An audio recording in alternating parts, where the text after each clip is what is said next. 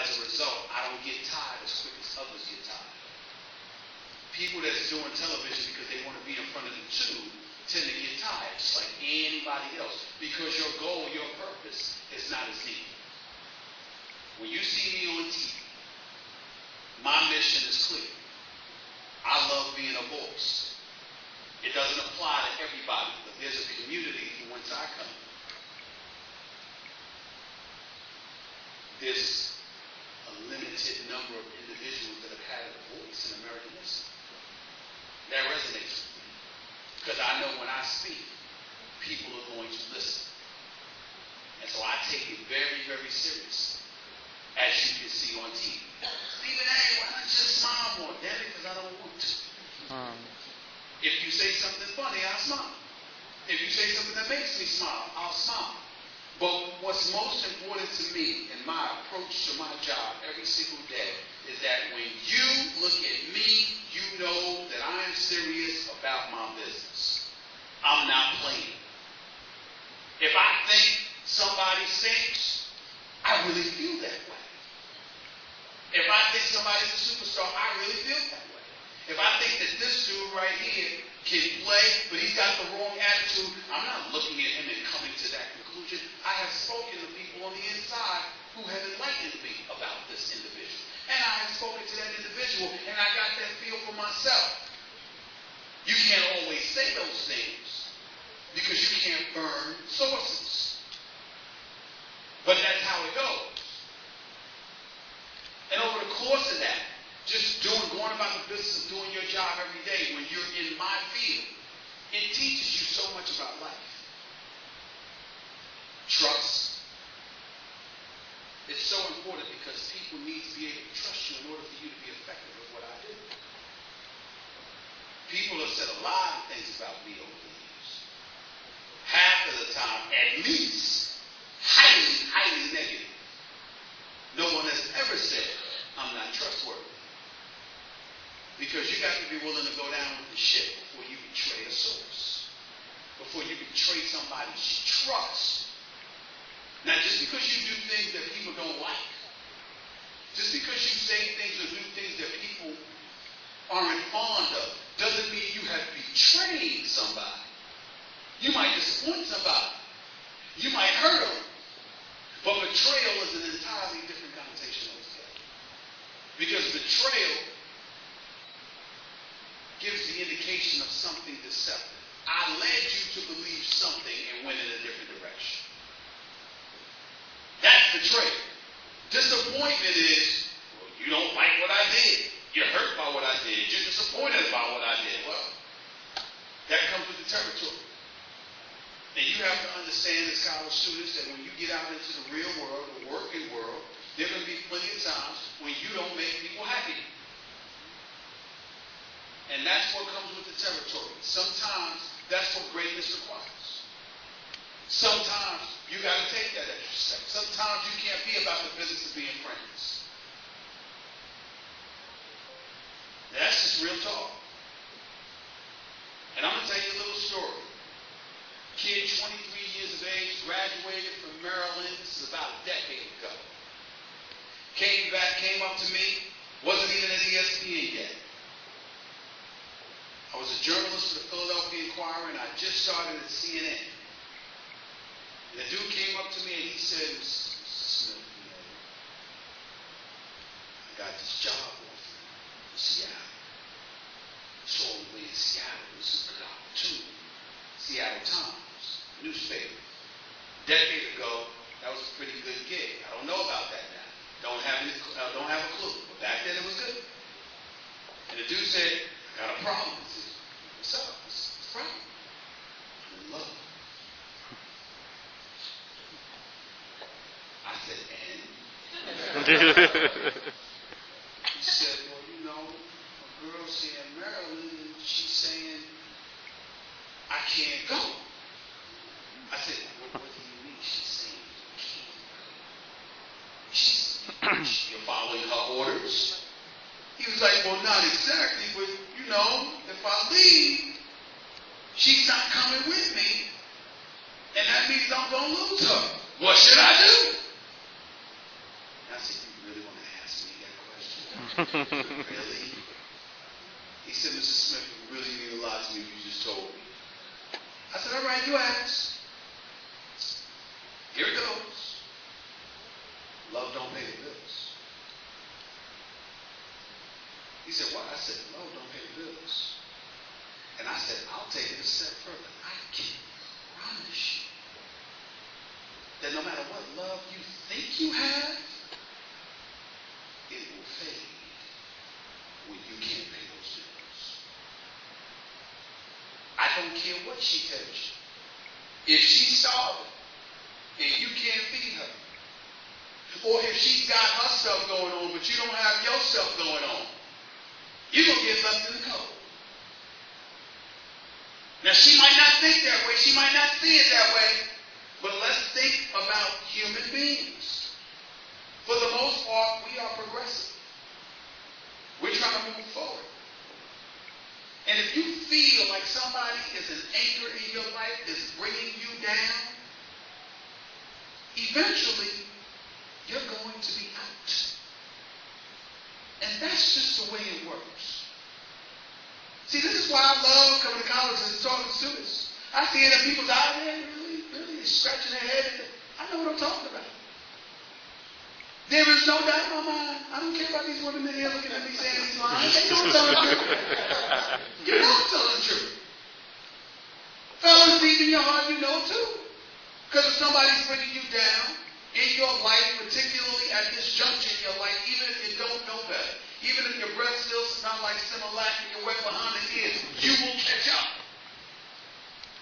This is just the real deal. This is the way it is.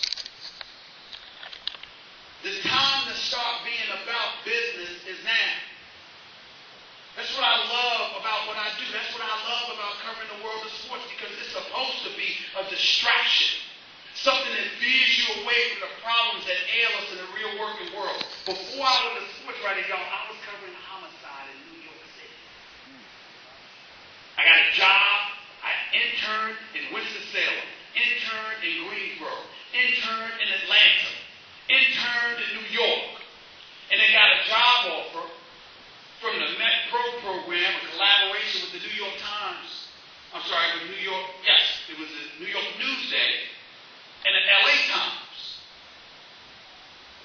I beat out students. It was like 3,000 candidates. They picked the final 24. I was one of them. Beat out students from Missouri, Columbia, USC, Harvard, Yale, whatever. They had all of these degrees from these prestigious universities. I had 250 published clips before I graduated because of the internships that I just told you I did, combined with writing for the school newspaper. So I had practical experience. And then the New York Daily News said, well, we don't want you to leave. So we're going to offer you a full-time job in your hometown, paying you about $20,000 more than what the internship program is offering. That was an easy decision. That was as easy as 1, 2, 3. Took that job. But in order for you to do the job, our high school sports department doesn't start until August 1993. So from April to 1993 to August of 1993, you need to cover homicide. Go ahead and Google 1993. When some dude got pulled over on the side of the road by the cops for some traffic ticket. And only then did they find out that he was a serial killer that was killing a bunch of prostitutes and burying their bodies in the bushes in Kennedy Airport. Why would I know that story? Because I was the first reporter on the scene. I was there a few feet away when they spotted bones. Because he had dumped the body in there months earlier. Years earlier. Not just one body, but several. I knocked on a woman's door who was a mother. 30 minutes after the cops had informed her that her child had been murdered. I didn't want to do news anymore. I didn't want to do homicide anymore. I couldn't wait to get to the sports department. I almost didn't make much to take. A story like that, what does it do for you? It gives you insights to what a cop's doing. It gives you insights to what military officers must be going through when bodies are lying around. It gives you a fresh perspective of what really, really matters. And then when you go into the sports world and you see guys talking and acting like something is life and death, you're like, really? After what I just experienced? After what I just saw? Do you really know?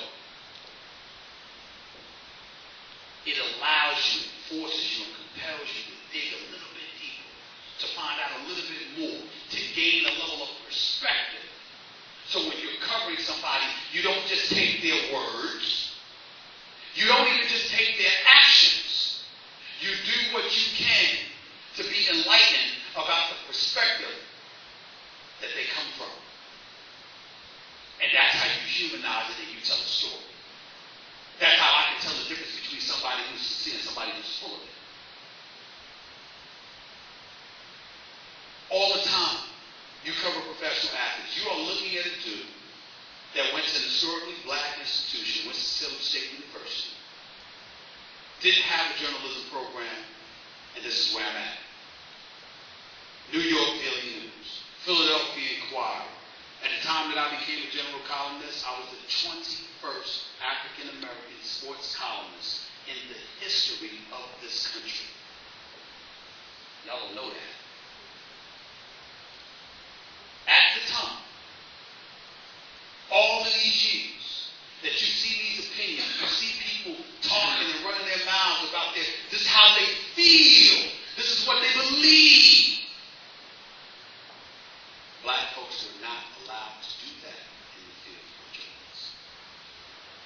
Not in sports. There were only a handful. The late Ralph Wallace, my boy now at PTI and ESPN, Mike Wilbon, Bill Rowland in the New York Times, Roy Johnson. List went on and on. Rob Parker, Brian Burwell, formerly of New York or USA Today rather. Larry Whiteside, that was working in Boston. Names some of you will never know. But it was only a handful. See, the thing that's very interesting, yet very, very deceptive about the world that we're living in today is that what you see on TV, particularly and especially as it pertains to sports, it gives you the impression that it was always like this. It was not. As recently as a decade ago, 6 of you could stand up. I'm sorry, 3 of you could stand up. Put both of your arms in the air with your fingers spread wide, assuming you got all your fingers.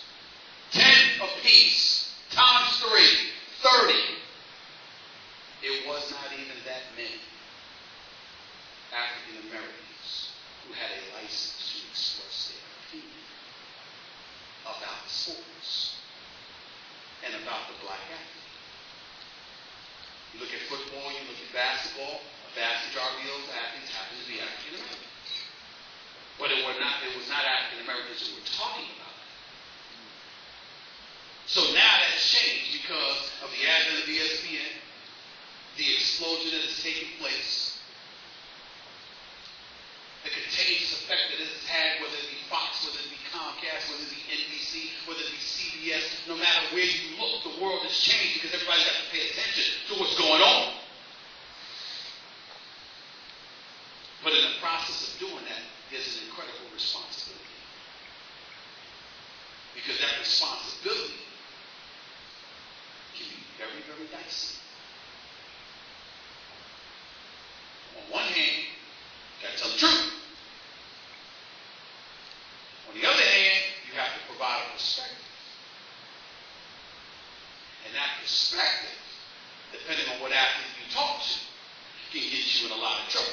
There's some dudes that have been cool with it when I've had to say the things that I've had to say. There are other dudes that want to punch me in my face. There are some who wanted to kill me